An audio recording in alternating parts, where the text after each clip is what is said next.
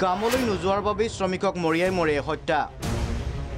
শ্ৰমিক হীৰা বাউৰীক হত্যা আতাবুৰ ৰহমান লস্কৰৰ হীৰাৰ ঘৰত গৈ মাৰধৰ আতাবুৰৰ কাছাৰৰ উদাৰবন্দত সংঘটিত হৈছে চাঞ্চলকৰ হত্যাকাণ্ড আতাবুৰৰ ঘৰৰ কামৰ বাবে যোৱাৰ কথা আছিল হীৰা পাৰিবাৰিক সমস্যাৰ বাবে কামলৈ নগল হীৰা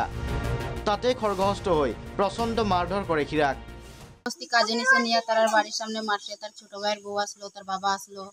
পরে আমার একটা ভাই আছে যেটা করে তাই আর আমি দৌড়িয়ে গেছি তারপরে তমিজুর গেছে গিয়ে বাবারে ফালাইয়া তার ঘরে মানুষের জল তো কইছে কেউ দিছে না জল কই আমার বাসার জল নাই তার বাবা কইছে মারছে না আমি কইছি আমরা দূর থাকি দেখছি আমরা গেছি না কই বাড়িতে কেউ আসলো না আমার ঘরে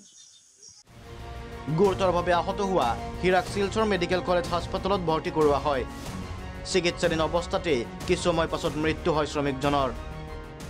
তার দ্বারা এই পরিবারটা চলে তো এই ব্যাপারে আমরা প্রশাসনের দ্বারস্থ হয়েছি তো প্রশাসনে তো কীরকম কী তা করছে এটা আমরা জানছি না বা জানতে পারছি না আমরাও জানতে চেষ্টা করবো যে প্রশাসনে কীরকম করে কিন্তু পরিবার এই যে পরিবারটা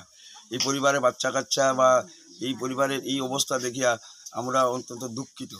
যার জন্য আমরা সরকারের কাছে বা সবার কাছে আমরা এই দাবিটুকু রাখছি আর কি যাতে এই পরিবারটা সুন্দর এবং সচ্ছলভাবে কীভাবে পরিচালিত হইব এটা লাগিয়া সবার কাছে একটা আমরা আবেদন রাখছি ইতিমধ্যে আতাবুৰৰ বিৰুদ্ধে উদাৰবন থানাত এক গোচৰ ৰুজু কৰিছে পৰিয়ালে সেই গোচৰৰ ভিত্তিত আৰক্ষীয়ে গ্ৰেপ্তাৰ কৰিছে হত্যাকাৰীক শিলচৰৰ পৰা অভিজিত ভট্টাচাৰ্য প্ৰাগ নিউজ